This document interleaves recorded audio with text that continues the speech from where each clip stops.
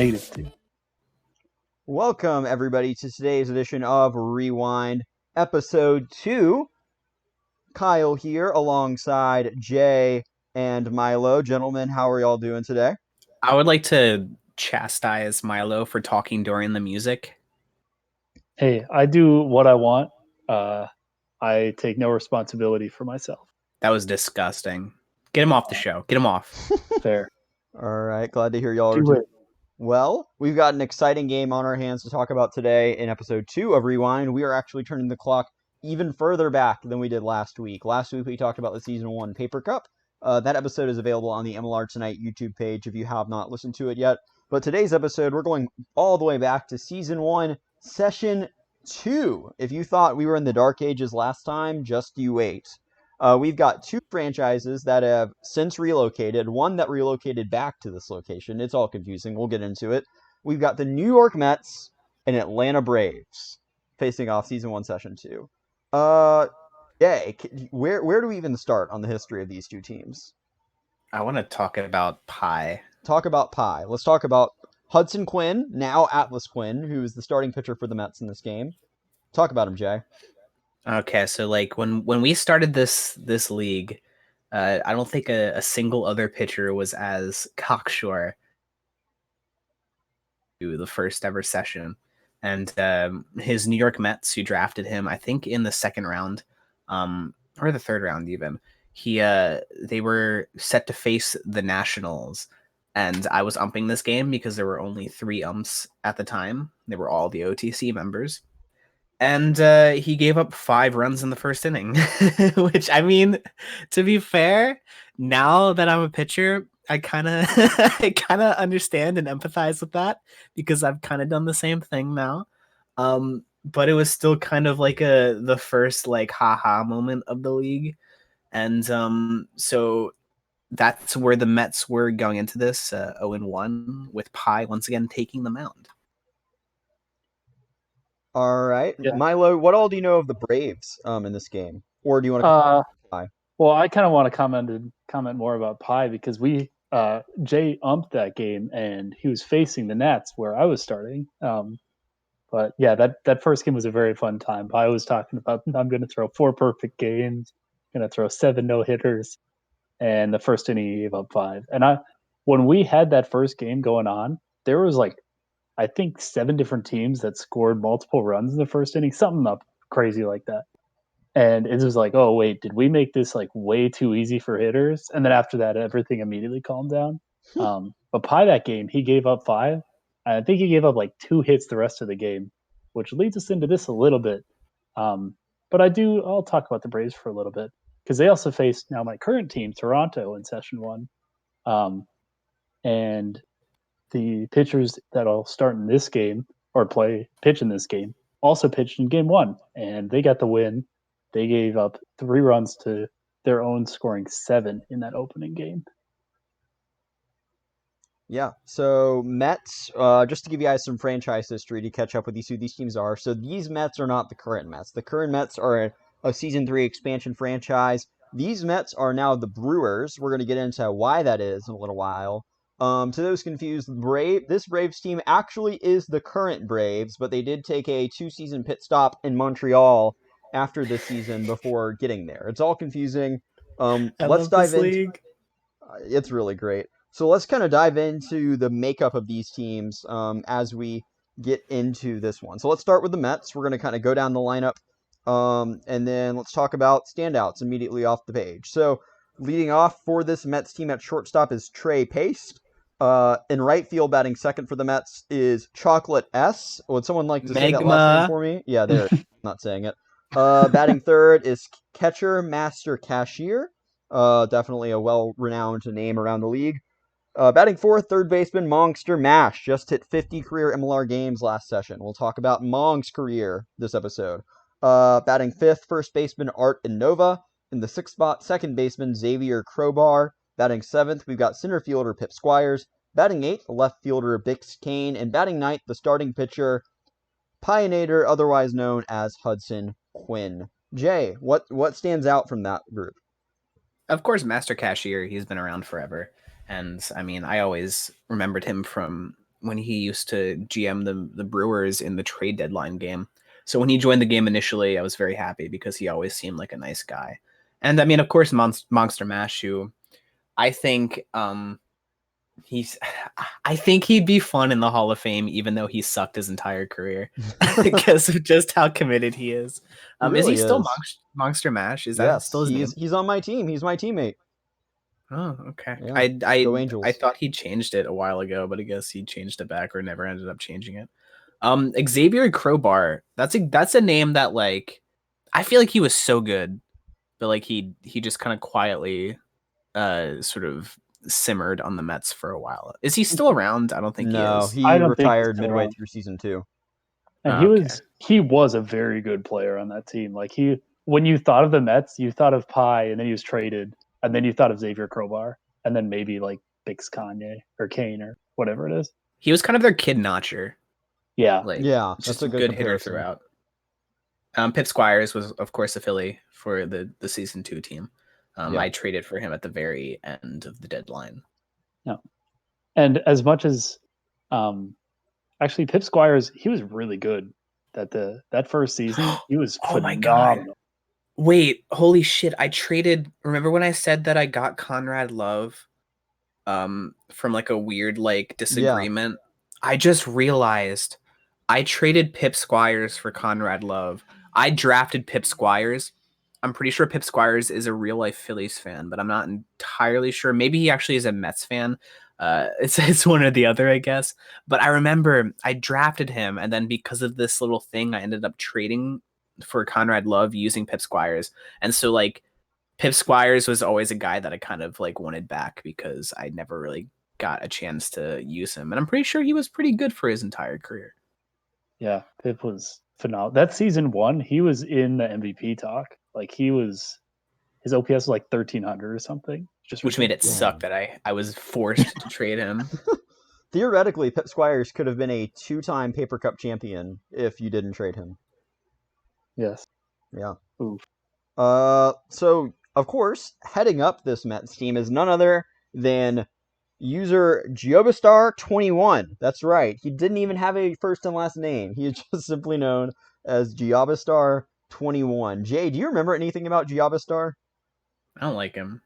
But I know him like from like just general r/baseball stuff. I don't know. Maybe I'm just being dumb. He was he and I had some disagreements, as I've said before. He was all right. He was just very quiet and didn't really engage with the game. And I think he called it boring once, but don't quote me on that. Milo, any last comments you want to add on this Mets lineup before we shift over and talk about the Braves? I should have prepared better than this, but I just kind of fly by the seat of my pants. Sure. As we go to this lineup, I'm just looking like going into this game, this Mets lineup struggled session 1. Like it looked like the Mets were done, dead in the mud before this game. Like there was not a lot of life. Yeah, for But sure.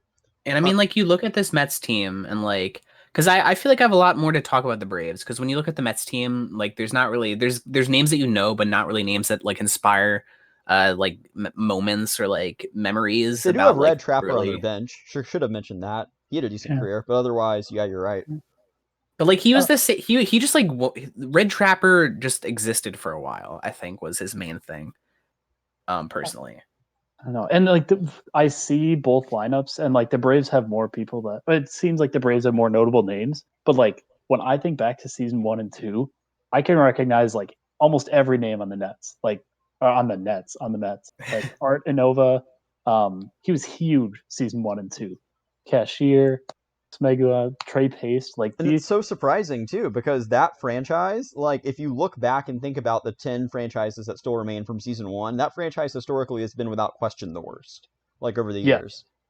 100%. And yet, here we are, Season 1, and pretty much I wouldn't say 1 through 9, but for the most part, at least 6 guys out of there, if you were around at least by probably the end of Season 2, you probably could remember those names today. Yes, absolutely. All right. So, yeah, let's go down the Braves lineup now. Of course, if you've been following Braves or the Season 2, Season 3 Expos, some of these names are probably familiar for you, or just fake baseball in general. You probably remember a lot of these names. So let's just get into it. Leading off for these Braves, we have HB Boink. HB Boink playing shortstop. Batting second, yeah, these Braves like pitchers who rake. Pitcher Cal Tiberius Jr. Going to talk a lot about him in a few minutes. He is batting second. Y.E. Wally, catcher turned pitcher. He is catching in this game, batting third. Charles Lindbergh, interesting name.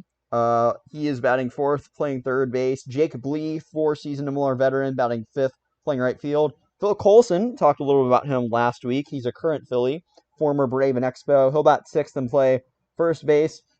Sadler Oriole is in the seventh spot in center field. Batting eighth, you got CJ Bastian out and left. And then batting ninth at second base, you have Gil Metz, former Philly and former lots of things, still active in the MLR today. Milo, who do you like out of this group? So for some reason, the name that really sticks out, at least amongst names that aren't around still, is Y.E. Wally. Because I remember Y.E. Wally being around, like, he was all over the place. I just remember him all the time. Oh, he's still And playing. is he still playing? Is he still playing? He is a pitcher No. on the Indians roster. Speedometer acquired him from the Diamondbacks. No way. I Okay. love him. Oh my Y.E. god. Wally is So phenomenal. just to He was- clarify, so Wally spent 17 games as a member of the Braves Expos franchise between season 1 and season 2. Between those, he switched to pitcher before season 3 and was signed by the Diamondbacks.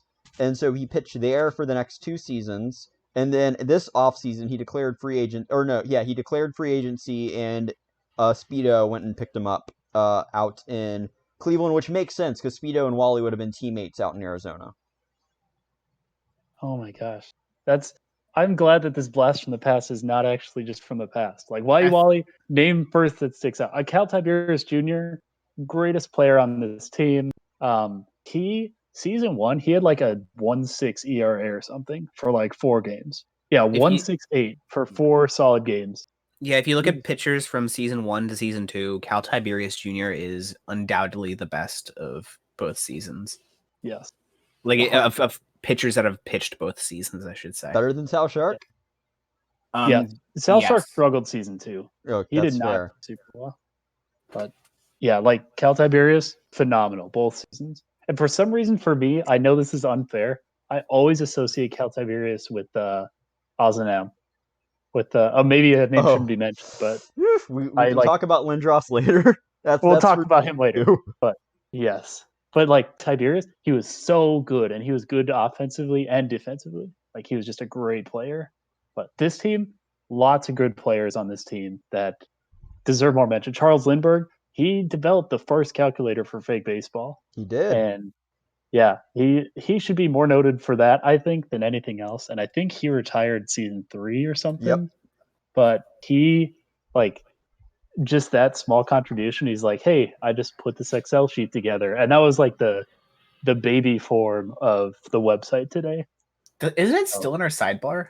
It is, but it doesn't go to anything. Oh. Ah, damn. It doesn't link.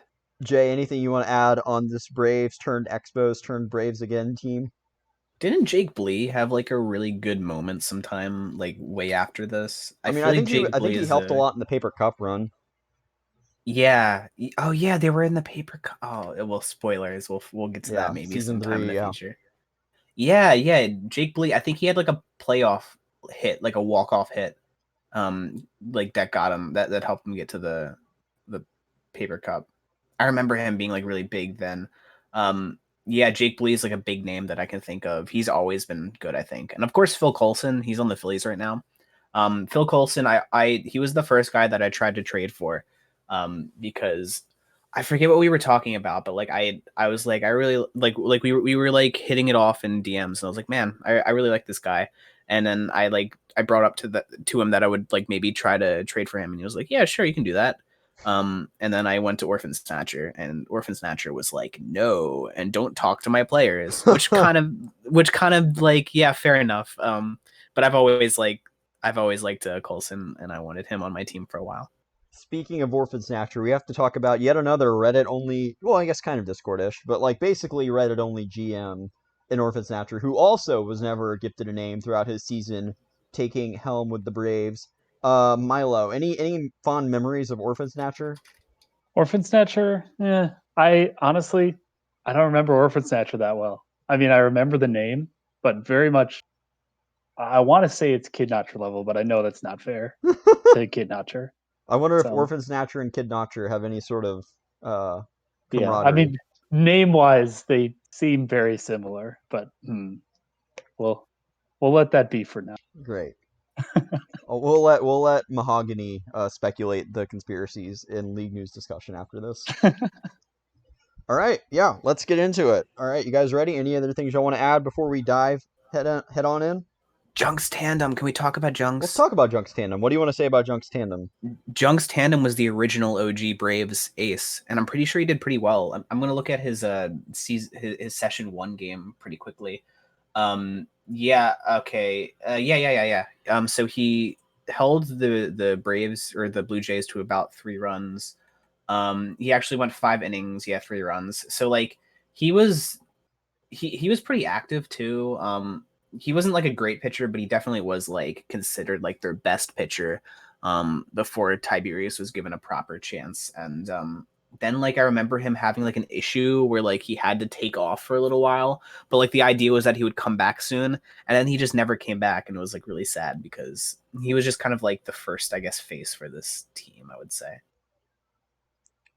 All right, let's get into it. So Cal Tiberius Jr., of course, the pretty much face of the franchise later on for this Expos team, gets the start in this one. He takes the mound facing off against Trey Paste. Interesting journeyman career throughout his 2 seasons in the MLR, 15 career starts between the Mets, Devil Rays, Oakland Athletics, and the original Seattle Mariners franchise. He also spent some time on the Indians roster without playing a game. Notable for being the first ever free agent signing for the Devil Rays franchise, which is now, of course, the Rays. Any thoughts either of you want to add on Paste? I don't remember much about him, but like Trey Pace is pretty active, but like he didn't talk a whole lot. He just was around all the time, and he was like just he seemed like a Reddit only almost. I know he wasn't, but like he was like he'd instantly respond as soon as someone tagged him for a swing, and I mean he did. Fun fact on Paste, he was one of 2 Oakland Athletics to stick around after the schism. The other being Max Watson. Yeah. So yeah, 2 middle infielders there that stuck around, and he will open things up here in the top of the first with a quick ground out up the right side. So 1 down for the Mets here back in this session. So Tiberius will next face off against Chocolate S. What's that name, Jay? Smegma. Yeah, that's the one. Yeah. Chocolate, 2-season career with this Mets Brewers franchise, 17 games. Yeah, probably one of the more disturbing names I remember from my time in MLR. I remember that being one of the ones I wouldn't post on the Jersey website. Oh, yeah. Yeah, I remember there being a huge controversy because he like wanted his name a bunch. Yeah. Yeah. Yep. Chocolate's also going to out here on top of the first. So that's 2 down now. In comes Master Cashier. Let's talk about Cash for a second. Cash, still around in the MLR today, has had quite the wild career. So spoiler alert, after this game in session 3, Giobastar would kind of ghost the team and step down out of nowhere, leaving nobody to step up and take over except for Cash. I believe Mong actually DM'd me before this and told me it was a team vote because I was asking about it. So a team vote actually sent Cashier to the GM position, which he would maintain pretty much until midway through season 2 when the schism happened. And then, of course, he'd go on to be an outfielder for the Tigers, a pitcher for the Tigers as McIntosh. Now he pitches for the Mariners. Milo, do you have any like fond memories of Cash that you feel like are relevant here, or particularly with the Brewers? Or is he synonymous with that franchise? It's weird thinking of Cashier because like him, like when I think back on him, I don't think of him as a Met at all. I only think of him as a Brewer, which I guess they are synonymous because they're the same organization. Right. But I do not think of Cashier as a Met. I think of him as a Brewer. For some, I want to say he's a Twin, but I think that was Hashcoin or something. But I think of him as a Brewer and then a Tiger, and that's it. That's where Cashier has just been those 2 organizations, and he stuck around for the whole time for both of them. So like he's distinct for his like flagship notoriety, I think. And what's weird, I don't recall, he may have had a good season 2 or 3, but I don't recall any particular like, man, Cashier really dominated any single year. but He I was just okay know season 4, but yeah. he's always been just a good. He's an active player and he's a solid player and he's a friendly dude. So, yeah. Anything to add, Jay? Cash and I, fun fact, we ran the first ever podcast for MLR. Oh wow. Well, it was him and I, and then it was Pie and Pops. We were like the two main podcasts. Yeah, he and I did make a case, which was when we would like put forward something that had like two sides to it related to MLR, and then like we would take opposite sides, and then we would both like argue our case for our like respective sides, and Yeah. then afterwards we would put a vote up, and then the people could vote on who won. I didn't realize that was Cash. I remember one of those episodes talking about me because I was in the middle of my suspension, and you're like, "Are the season 1 MVPs cursed?"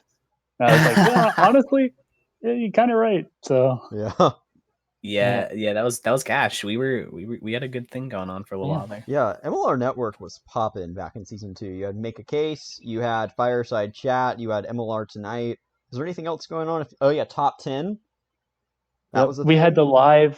we had the live game that happened too, Oh which I guess yeah. is MLR Tonight, but that was I'm talking back in my day again. So. Yeah. And Anyways. Kevin and I did Auto Talk for a while, which Oh, was that's basically right. MLR Tonight. Yep. Yep.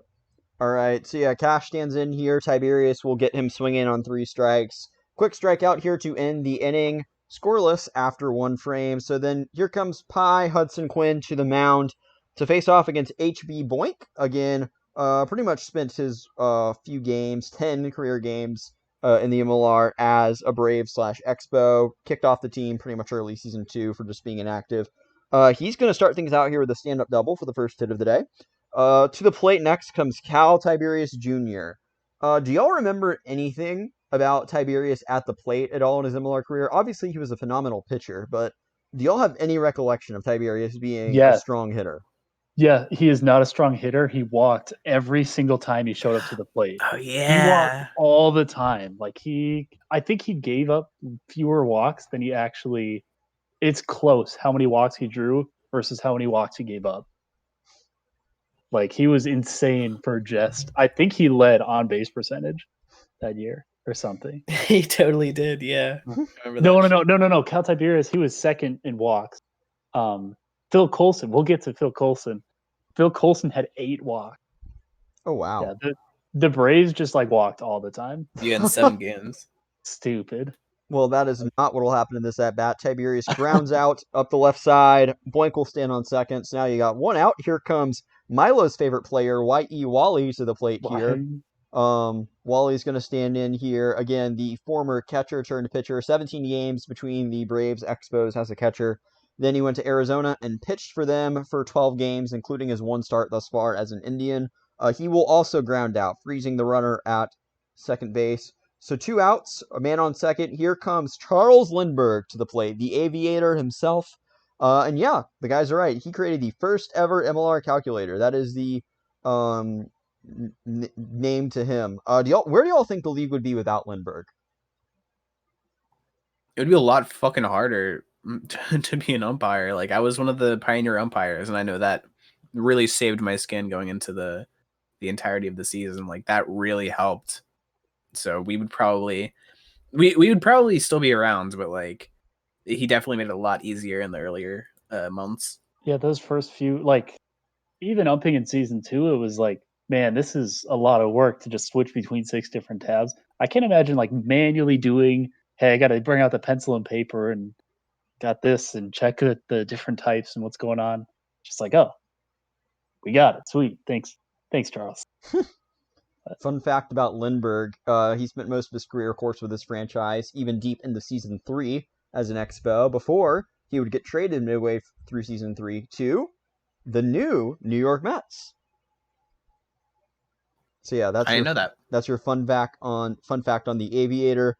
Not so fun here for the Braves in this at bat as he'll fly out to right field to end the inning. So first inning scoreless. Let's go to the second here. Cal Tiberius Jr. on the mound, facing off against Monster Mash. All right, so I'm going to spoil this at bat first, and then let's talk about it. So Mash is going to hit a double here. So that shouldn't, for if you are from season 4 or newer, more than likely that's not going to shock you. If you are from before season 4, yes, that probably shocks you a lot. Am I right? Monster Mash sucked. He was so bad. So up to this point, right? Like not in season one. In season one, I'm saying words. In the first game, Monster won 1 for 3, which was nice and easy, and he was good. So up through this at bat, he's a 500 hitter, and I think at the rest of his career, he'll end up like a 220 hitter overall. Like after this single at bat, he will be like 220 for the rest of his career. It's crazy. So rest in peace, Monster. You're the best, but sorry to rag on you a little bit. It's okay. I did the same. I had a really good season 1, and then I've been like mediocre at best. So I feel you. All right. So yeah, Mong gets the double here. In comes Art Innova to the plate. Jay, do you have anything you want to say on Innova? I have no idea who the fuck this guy is. Great. Can you tell me who this is, Milo? I sort of can. I remember Ardenova because he faced him in game 1, but he left like right away. I think he went 0 for 4, and then I don't think he should have been another game. Yep, this was his second of 2 career games. Yeah. Oh damn. So I remember that name distinctly, but I only remember it because I thought it was a weird name. When I see him, I just think of Art Z's. Ardzies, yeah. True. The Oakland A, yeah. Yep. So of course one of those 0-4 at bats will be in this one where he grounds out. Mash stands on second. In comes Jay's superstar Xavier Crowbar. So if you're Tiberius here, do you feel like does Crowbar have a reputation yet in history, or we're just one game into it, so of course not, right? But do you think there is any sort of threat after Crowbar, enters into this game? He went 2 for 3 in his first game, right? So you got to be shaking a little bit if you're Cal, right? Yeah, because you have to figure that this guy is the only, basically the only threat in the entire Mets lineup. So like this is if you're going to shake at a guy, it's probably Crowbar at this early in I guess the league's history. And shake he will not. Another weak ground out up the left side. Mash stays on second. So 2 outs now. In comes Pip Squires. Jay already talked about him. Spent his career as a member of this Mets Brewers franchise before getting traded midway through season 2 to the Philadelphia Phillies, where he would end up as a Paper Cup champion alongside Jay's team. And unfortunately, that will result in a quick pop out to the pitcher. So 3 quick outs here again from Tiberius. Let's flip to the other side with Pie at the plate. Here comes Jake Blee. Jake Blee, I feel like doesn't get enough credit, right? We already talked about him a little bit. Let's talk some more. He's an MLR veteran. He's not around anymore. He retired at the end of season 4, but 4 seasons with this franchise, 40 career games. Jake Blee is probably one of the first names you think of when you think of this franchise, right? He's definitely a staple, and like I feel like he's been good consistently. I need to look up his stats. Well, up through this game, he was 2 for 3 in the previous game and got the player of the game. Because I think he had a home run in that game. Oh, he had a ground rule double and a home run. Drove in 2 runs, scored a run himself. Jake Blee, and he was at the end of the lineup. Like he was 2 for 3. He was the last batter in the order. So Jake Blee, really well known and well deserved. Like he was a feared hitter because he was good. For sure. Won't be too good in this at bat. He's going to ground out here to start the inning. Up next, Phil Coulson, FICO. First at bat in this game here against Pie. Milo, what would you say the most memorable thing about Coulson is? Unfortunately for me, Phil Coulson, I always associate him unfairly, I know, with Ozanam. And we'll get into that later on. And I know I With said who? I probably wouldn't say that during this. Oh, with Columbus. Awesome. Yeah, Ozanam. Yeah. However you say it. But that's unfair because FICO has been here since the beginning, and he's always been active within the league. He's been around doing things. FICO deserves more. I feel like FICO deserves more recognition than he gets. But he's the reason that that the Braves went to Montreal. Yeah. I think he was the interim, like right before Poe took over, and he basically instilled the idea that they would become the Expos because he's from Montreal, I think. Don't quote me on that, but like this, like he was like, yeah, the Montreal Expos are cool.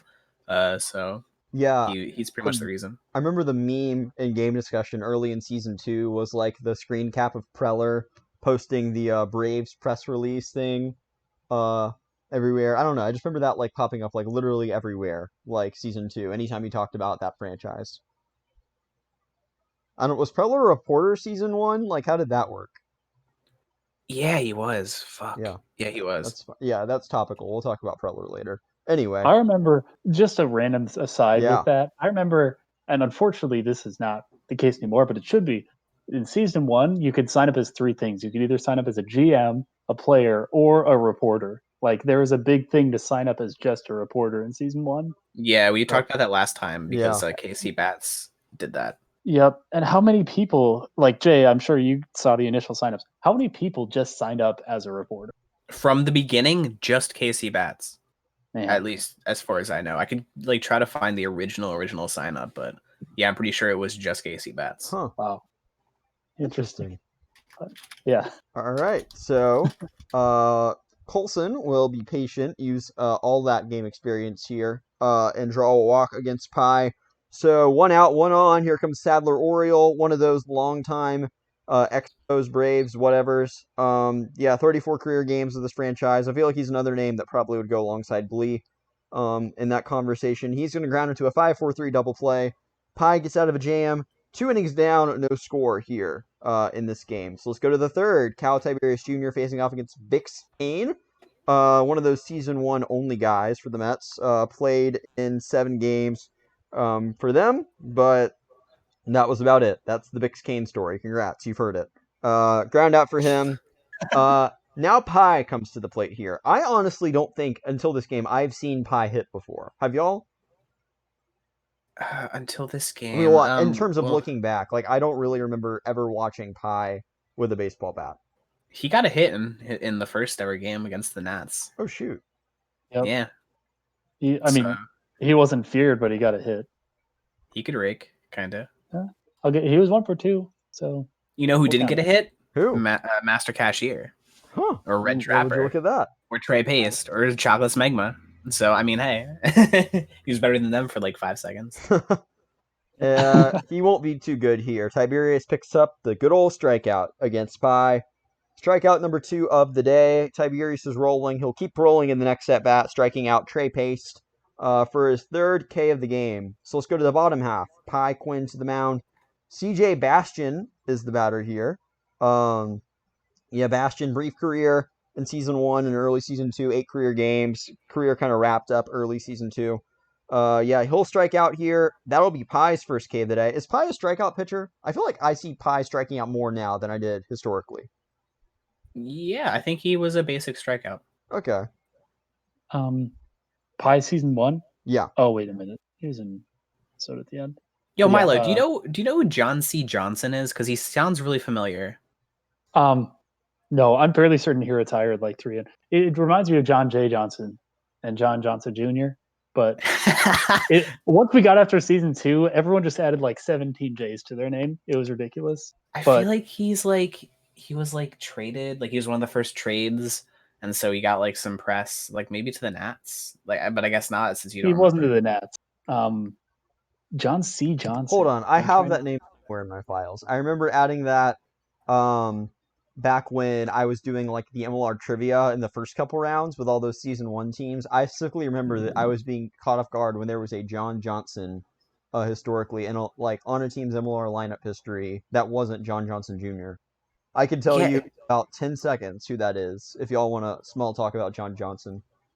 I feel like, I don't know, I just like something about his name just like brings nostalgia to me. Maybe it's because he's like one of those players that just like is completely fucking like didn't do anything and like never showed up, and like I love those types of players because like they just like they were a part of like the beginning of the league that just never saw it into fruition, and it ended up being much bigger despite them. Yeah. I don't know, like fuck. There was a guy who I drafted like in round 12 that like never showed up. It was a pitcher. His name John started with a Johnson, U. for the record, played in one game for this Mets team. That was session 1. Batted 8th, played left field, and that's all we heard from him. Hold on, we can find him. Where's this? Where's this dang subreddit fake baseball? So did he actually get a hit? I don't know. All I know is he started the game against the Nationals in session 1. I don't think he did. No, he did not. He struck out once. Oh And yeah, had and two this guy's like username was John C. Johnson, 1866. Maybe it's because it was like really easy for me to think up a name, so I remembered it. That makes sense. I think it was like when we were putting this together, Jay, like the whole this is every fake baseball reference stuff. And it was like he didn't have a name, but it seemed to make sense that we named him John C. Johnson. God, we need like something like this again. Seems legit. It's so hard to put that in though. That's a lot of time. It literally took me like 3 months to like fix up because like Google Sheets will just like break on you, and then you have to go through and like fix every single thing one by one, and it was just such a pain in the And fucking somehow ass, but it we've was stayed so on good. Google Sheets to this. I mean, obviously we have the website to supplement it, but primarily we use the sheets more than anything. Still, Well, the main fake baseball sheet was 129 pages long, and it had it took from a different sheet, and therefore like would try to incorporate some like transfer some VLOOKUP sort of formulas that are very glitchy and annoying, and like they are entirely dependent on another sheet that, like, let's say your stat person suddenly leaves because of some allegations of racism. Then suddenly, Allegations. Woo! Hmm. We're gonna talk about that on a future episode. then suddenly that sheet that you were pulling from disappears, and then you're left with a lot of pound sign n/a formula results. Oh man. MS history. Spoilers, Jay. These won't be in here for another few weeks. Yeah. Damn. Oh man. All right. Yeah. Bastion strikes out to start the 3rd inning. Yeah. Gil Metz to the plate. Yeah, we talked a little bit about him last episode because he was on the bench in the season 1 Paper Cup with the Phillies. How did he get to the Phillies? Do you remember, Jay? Gil Metz? Yes. The same way that Miguel Snow and Obi-Wan Kenobi came, which was through that 6-team trade at the end of season 1. Okay, cool. So yeah, Gil Metz with the Phillies season 1. He's a Brave. He's been a Philly. He's been a Devil Ray. He's been a Diamondback. He's been an Indian. He's been a Brewer, and now he is an Oakland Athletic. So yeah, he's actually played for both of these franchises that are in this game. 44 career games started, sure to reach 50 by the end of this season out in Oakland, hoping he continues to have a great career. Under QJ, he's going to draw a walk here for Pi. Well, do y'all have anything y'all want to say on Gil Metz, or did y'all cover it last week? I feel like we've covered it enough. We've covered him pretty well. He's been kind of bad, but like I knew him. That's fine. A long time ago. Metz draws a walk against Pi here. So 1 out, 1 man on. Boink will fly out. Cal Tiberius continues to rake at the plate. He'll hit a single here with 2 outs now. So that's going to put runners on the corners here with 2 away. And in comes Y.E. Wally to the plate. Milo's favorite player will drop the ball here as he flies out to end the 3rd inning. So no run scored for either team through 3 innings. For the hit heavy session 1 that season 1 endured, this is a fascinating feat for the MLR at this point, right, Jay? Yeah. I'm trying to look through like all the games. I was like muted there because I was trying to look through all the games from session 2 to see if there's any big hitting games. I mean, we had Detroit, Minnesota, where Detroit beat them 5-0. But other than that, not really. You have the Nats and Diamondbacks, and it was 8-5. And besides that Detroit game, no one else scored more than 4. And that was just this game in extra innings. And KC winning 4-2. You're right, 8-5. Why aren't we doing that game? Oh, don't worry. That game got done in like this game gets 7 days. Trust me. Yeah, this game's scoreless, but this game took 12 days for a reason, so we're gonna get into that. So yeah, obviously things are chill right now. Both pitchers are dealing, and that's going to continue the next inning as Chocolate S, Cashier, and Mash quickly go down after a ground out walk and first base unassisted double play. I don't really have the screenshot of the play right now, but that's what the write-up had, was a unassisted double play at first. So yeah, that's a thing. Bottom of the fourth, Lindbergh pops out, Blee flies out, and Colson pops out. So I 4 do want to innings. mention. I What'd do you want to say? mention there. We didn't mention it earlier with Colson, Yeah. but Colson drew a walk here. He drew a walk. He had 8 walks in season 1, right? Yeah. It's just me to talk about Colson. He had 8 walks in season 1. It was session 5 was the first game that he didn't draw a walk, and it was the only game he didn't draw a walk. And he also had more 2-walk games than 0-walk games in season 5. Dang. Oh, final thing with him, because it's the most ridiculous. If you put him against season 2, he would tie for third in walks on the season, but he only played 7 games, and season 2 was 18 games long. Like, he literally was his OBP. He was the Bonds of season 1 with like no power. Like, Well, he That's guess literally we so know just what the next good. walked. Riley Chur article is going to be about. Oh my gosh, it's stupid. Like, I'm looking at this. Whit Murdo had 13 walks, Dixie Recht had 9, and then 3 other players had 8. Oh, Whit And Murdo. it took him 7 games to get 8 walks. It was stupid. Season 1, you could just depend on him getting to first. Wait, what And was his it's season 2 walk total?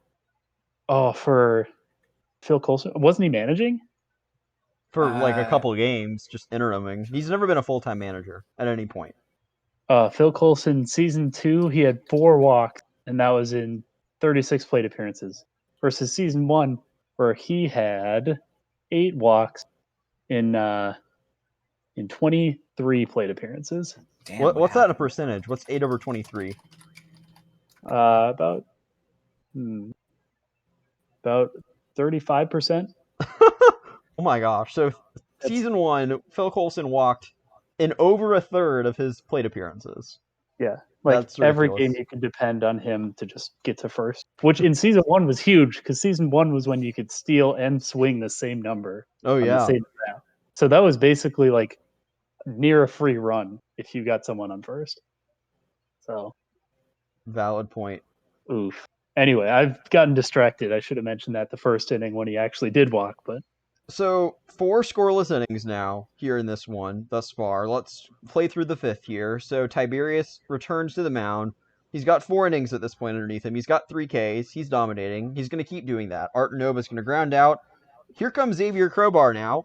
We talked about him being a hitter. He's going to do that here. So he's going to get a single. So now Tiberius is a little rattled, but no worries. Squires flies out, and he'll strike out Bix Kane for his 4th K of the game.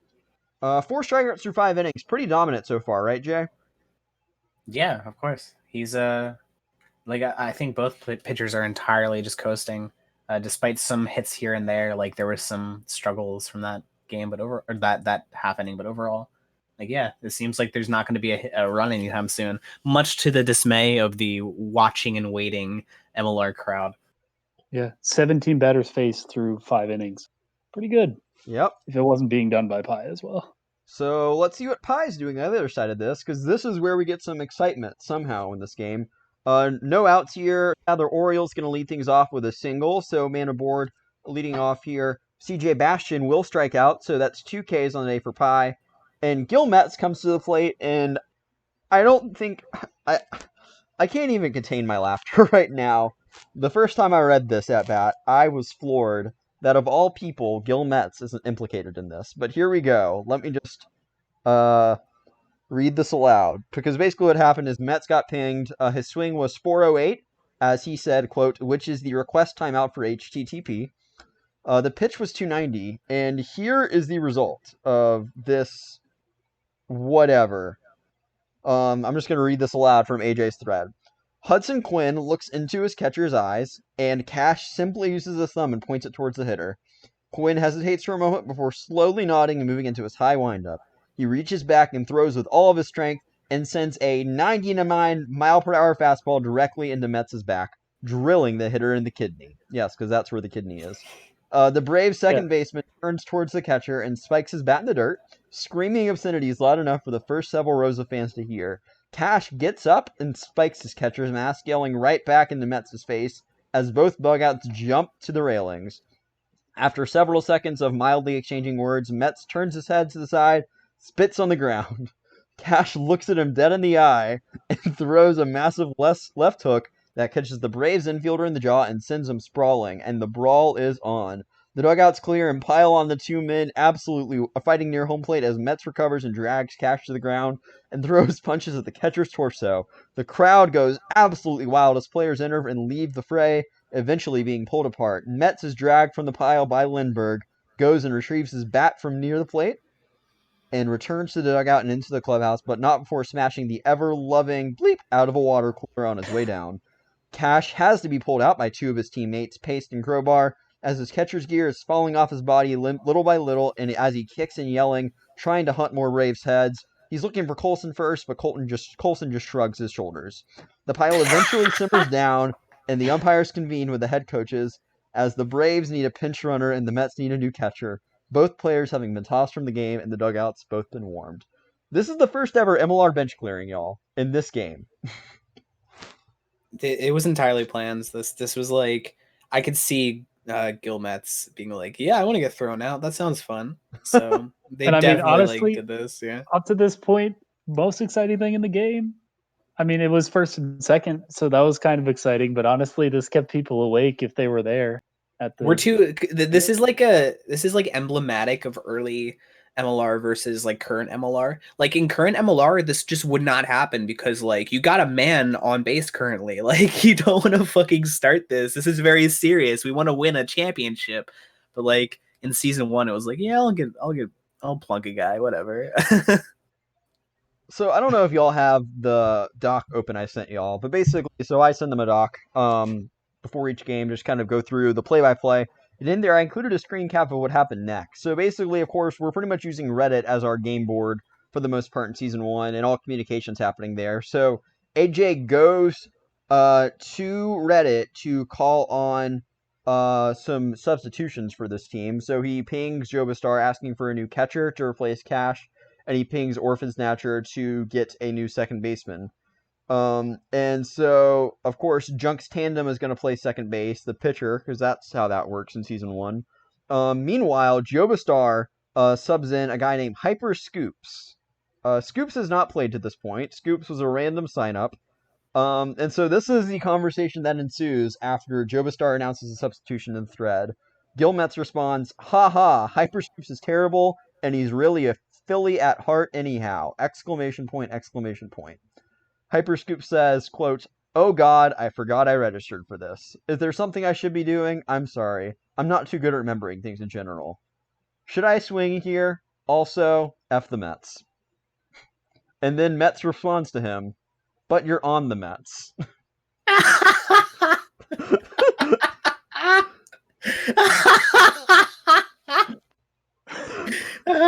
I know this guy. Like I used to moderate the Philly subreddit, and yeah, he probably still is pretty active. But yeah, that's fucking awesome. I love that. Peak Season 1 right here. Other than the Chad Barrett snafu, this takes the cake, right? Yeah, that's good. And he's like, "Oh gosh, I registered for this 2 months ago and completely spaced it out." So we had no idea what was going on. And what's funny is after Metz's reply, Hyperscoops responds back to a comment that, I kid you not, has 19 upvotes somehow on this subreddit. And he literally just says, "Kill me." And then AJ has the gumption to respond to that saying, "Sorry to interrupt, but who are you? I can't find your name on our roster sheets." Oh, man. Season 1 was a legendary time. You haven't figured that out The yet. Wild West of fake base. Genuinely. I've said it before. I'll say it again. So whatever the hit by pitch just was, that'll put Metz or now Junk's Tandem on first base. Of course, Oriole moves to second. So 1 out, 2 men on. HB Boink flies out.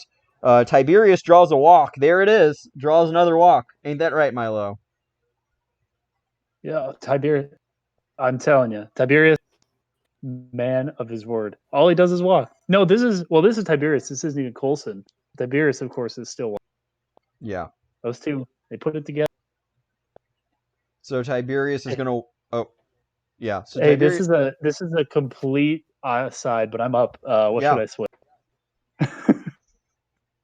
Yeah. Sorry. Should I ask you guys what to swing? Is that legal? You know, I'm gonna swing. I guess it isn't live, so we could, but Yeah, this is recorded. Well, I'll swing anyway. Yeah. I'm swinging 700. Let's hope it's good. Great. damn. So So for those of you Shit. watching 2 seasons from now in season 7, we're currently on season 5, session 4. Milo's swinging in the Blue Jays game against, wait, who are y'all playing? Detroit? The White Sox. White Sox, that's who y'all are playing. I'm gonna ground out with this 700. The pitch is gonna be like 212. So if you want to find out exactly when we're recording this, go look for that. Cool. Anyway, sorry. that's my message to the future.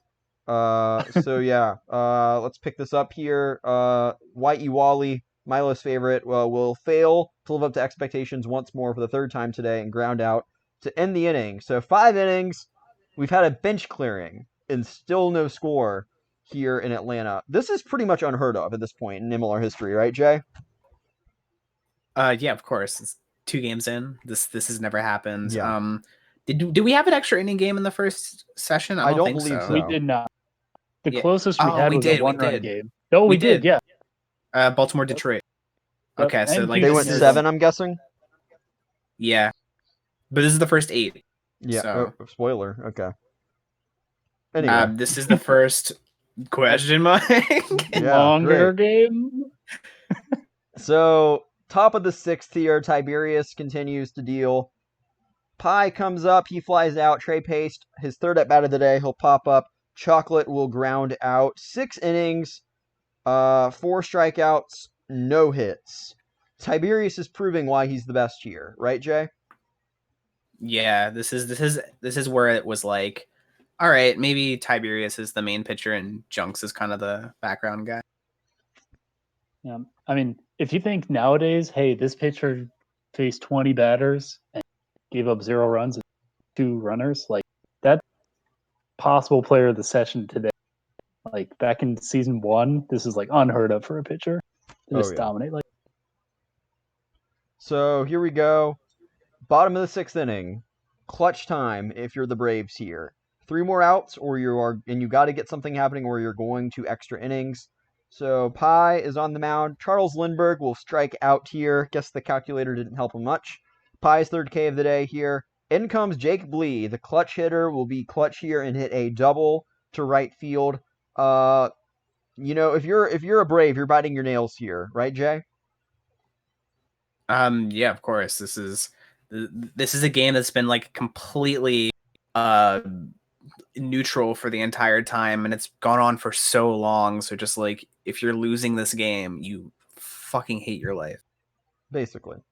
So yeah, here comes our man Phil Coulson. Now, of course, Coulson probably all he has to do is walk, and he's helping out his offense, right, Milo? Is that the goal here if you're Coulson? Just stand there. I mean, and let Pie. I don't know if that was Coulson's goal, but that's what he was best at. So it seems like that would be what he wants. But Coulson didn't stand there. He swung and whiffed 3 times, and Pie strikes him out, ending any sort of chance at advancing the runner or anything, or sacrifice playing. Because now there's 2 outs, and Sadler Oriole will fly out to right field. We are going to extras, scoreless here. I'd say, Milo, would you agree, even in really today's MLR, obviously it almost just happened between Houston, Colorado, but even season 5 nowadays, a game going to extras at 0-0 is pretty rare, right?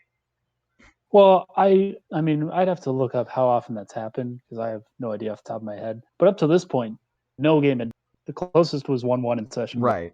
And I don't know if we had any other 0-0 games after that. There was probably like 6 of them last year with Toronto because our pitchers were amazing and our offense was garbage. Like up to this point, no 0-0 game. The pitchers duel of all of MLR for pretty much all season 1, and we got it in session. Jay, up to this point, neither pitcher has more than 4 strikeouts. Do you think this outcome that we have here is more based on the pitchers being good or the batters being awful? I don't think strikeouts are the main sort of measure of how good you are as a pitcher. I think ground ball pitchers are better, especially in a game like this where ground balls make up the tail end of your difference meter. So I think like if you're getting less strikeouts and let's say more ground outs, then you're doing even better. Good points. All right, so 7th inning. Here we go. Extra inning rules. That'll put a runner on second base here.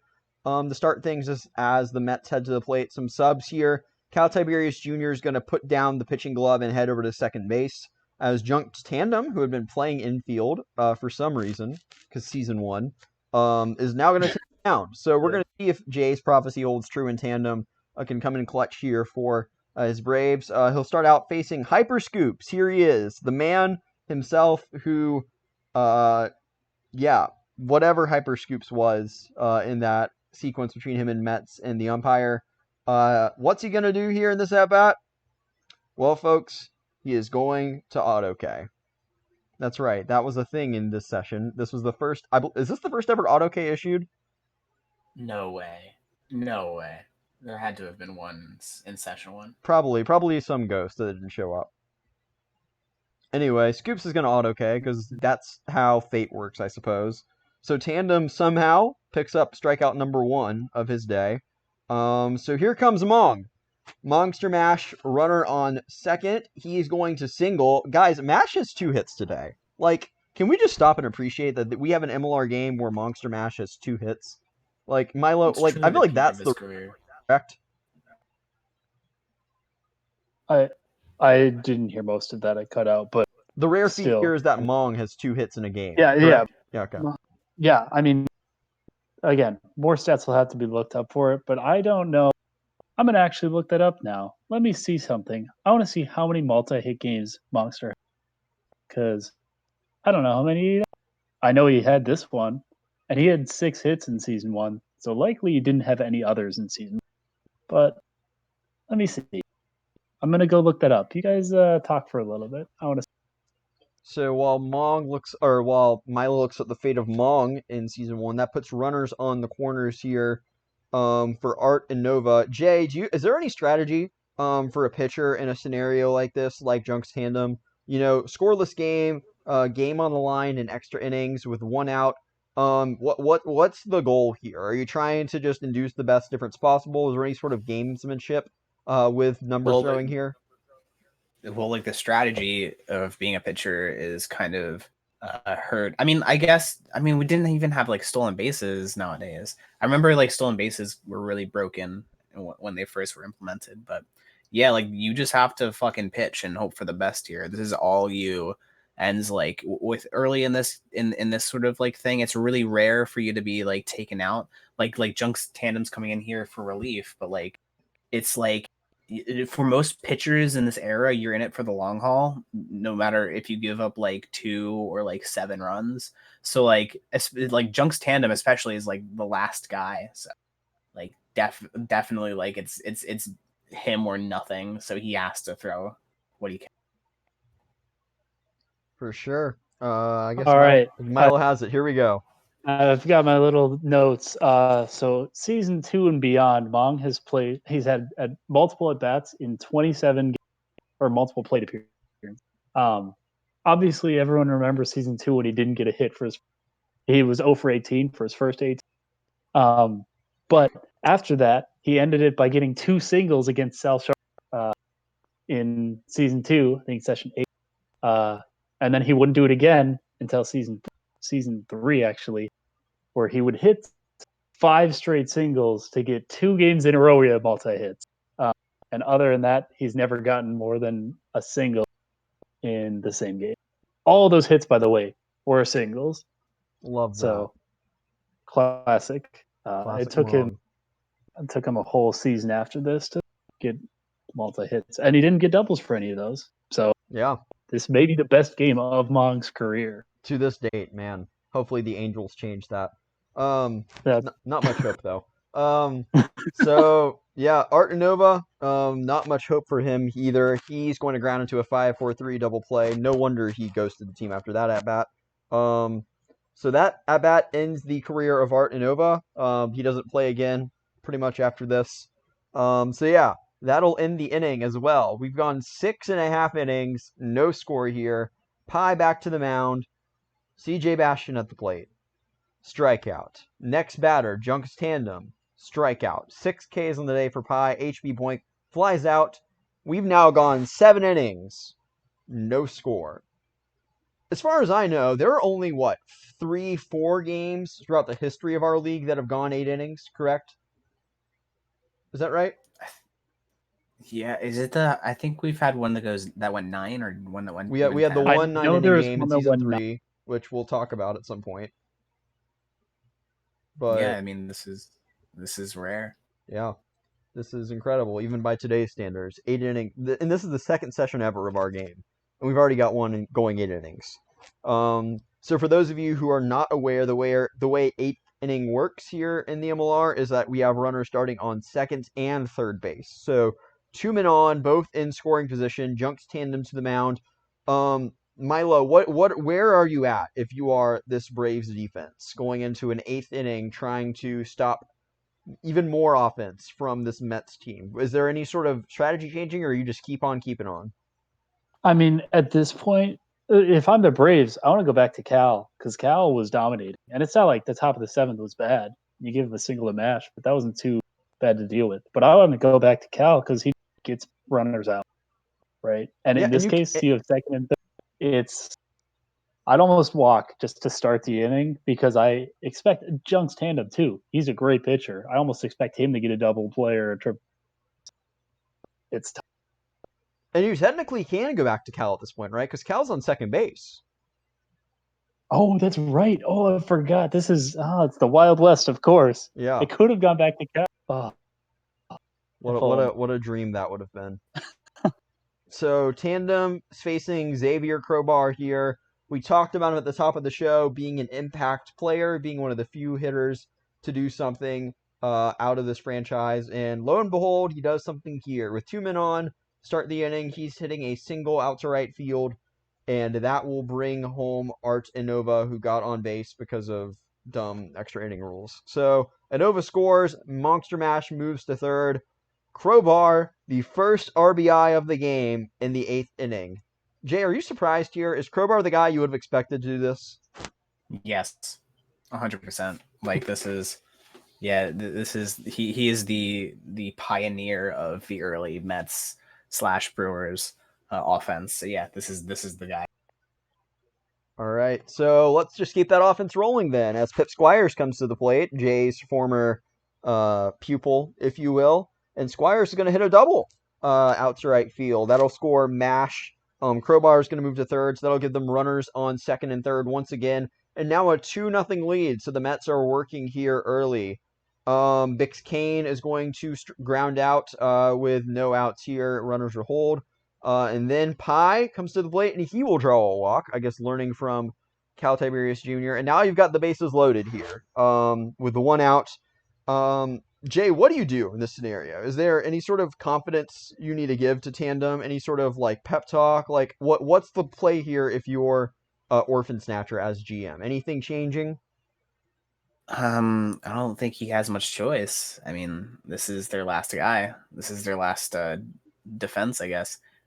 So I mean, you just gotta be like, I know you can do this, bud, but if you don't, it's okay. It's only the second game, and just kind of cross your fingers. Like, Go get him, especially pal. back then, like the GMs were completely helpless except to be like cheerleaders.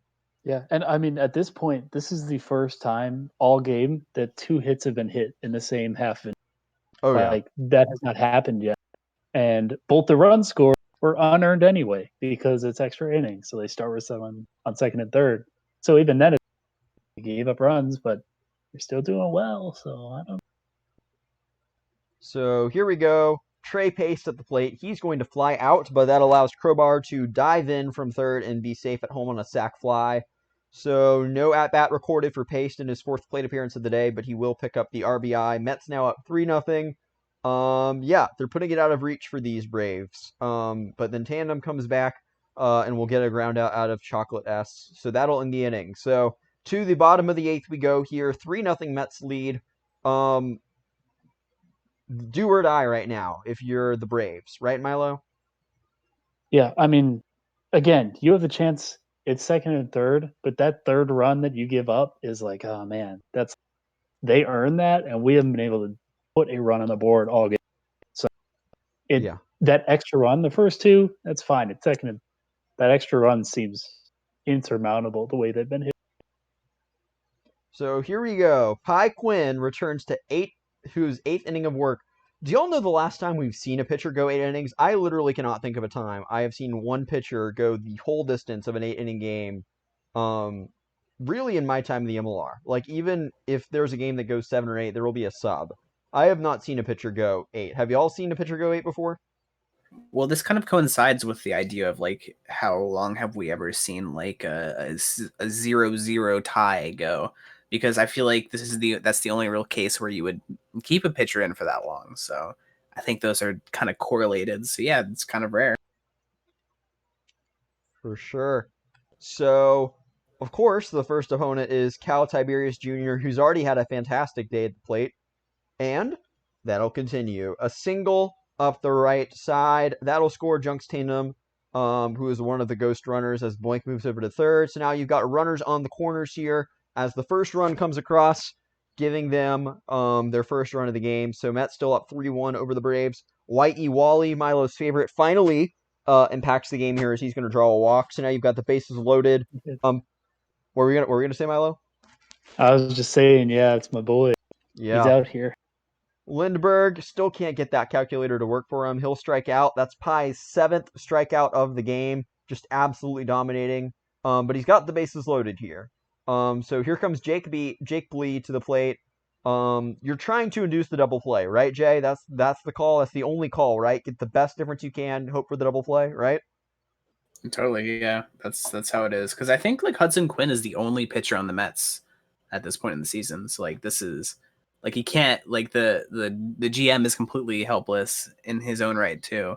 And maybe that's why he went 8 innings because he had to. But yeah, Sonny Streaker hadn't arrived yet. You're right. And Sonny Streaker arrived for Hudson Quinn. That was the trade, yeah. Yeah, you're right. So yeah. So here we go. Jake Blee against Hudson Quinn.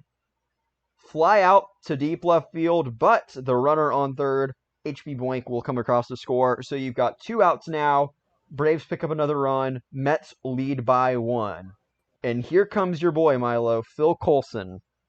What's the goal here? You got to draw a walk. Is that the best thing? Just keep going, keep that OBP up. I mean, that's what Coulson is best at, but I feel like this is, Coulson was he had to have been a contact hitter. If he was a power hitter in season 1, I'm looking this up right now. If he was a power hitter in season 1, I'm going to lose my mind. But no, he was a contact hitter. Okay. So I mean, like, you're a contact hitter. Your goal here, get a single, get the tying run.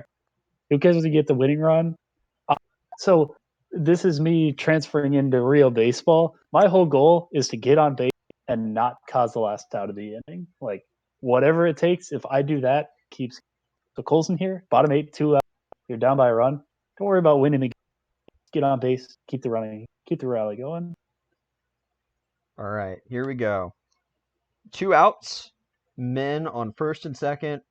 Pi Quinn pitches to Phil Coulson. I'm going to read AJ's result. Quinn throws 3 fastballs, 2 fouled off, and 1 high away for a ball. The count stands at 1-2 as he looks to his catcher for the sign, nodding slowly and throwing again. The hitter spots the curveball out of the hand as it spins, but it doesn't break. It comes across down the pipe, and the hitter smashes the pitch to the gap in left center field where it hits the wall and caroms over the center fielder's head and out of reach. As soon as the pitch ricochets off the wall, Quinn falls off the mound into the ground, head in hands. The outfielders try to return the ball to the infield in time, but to no avail. The Braves come streaming out of the home dugout, mob their teammate as he coasts into third base with a walk-off triple. I get chills reading that. The Mets make their way off the field defeated, as they would be a lot that season, leaving their ace to grieve alone in the field. The pitch was 6:31. Phil Coulson, walk-off triple, 2 runs driven in. The Braves win this one 4-3. Jay, what a finish. Finally. It took two plus weeks. Like, geez, I'm sure even the Mets were kind of relieved to get done with that. Yeah. 12 days, 2 hours, 15 minutes later, there's offense in Queens. Or in Atlanta, excuse me. Milo. And yeah, Immediate reaction to the walk-off. I mean, immediate reaction for everyone but the Braves was, can we start our next game like right now? Because like this game, up until this point, the longest game in MLR history was 8 days, and this bumped it by 4 days. Like everyone was by this point. I'm gonna look this right now, but I don't believe a single game was, let's see, done in 7 days. This is session 2. How quickly they were done? Done in 7 days. Done in 7 days. Done in 13 days. Done in 3 days. I forgot that Blue Jays Pirates was done in 3 days that session. Done in 7 days, and done in 4 days. Like everyone else had been done for 5 days by this point, and everyone was just wanting to move on. But for the Braves season 1, they were really good. Like this game, if we talk about instant impact, it was like, yeah, this game is over. And honestly, something that we shouldn't overlook when talking about, I always rant, I'm sorry, but like something we shouldn't overlook when talking about this game, this was a large reason why stealing didn't take a separate pitch. We were worried Oh that was yeah. going to take extra pitches if we implemented stealing, then it's going to take extra time, so we're just going to go with it.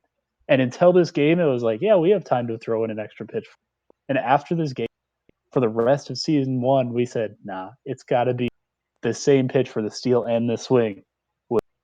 Definitely, I mean, looking back, game just the best, but at the time, this game changed that. Without this game, you don't have a runner scoring from on a single with 2 outs, but you do because of this.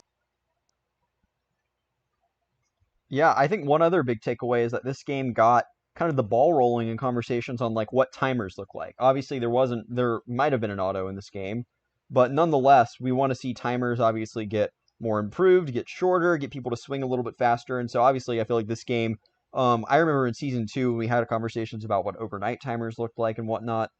This game was definitely pivotal as a case study in terms of moving the league towards kind of slimming down those time margins. Wouldn't you agree, Jay? Yeah, I'd say like especially the day margins. Like we capped it at 14 days. Now it's at 10 days. So yeah, that also was affected by the. So final score: Braves 4, Mets 3, 8 innings. Tandem gets the win. He's 2-0. Pie gets the loss, 0-2. Cal Tiberius Jr.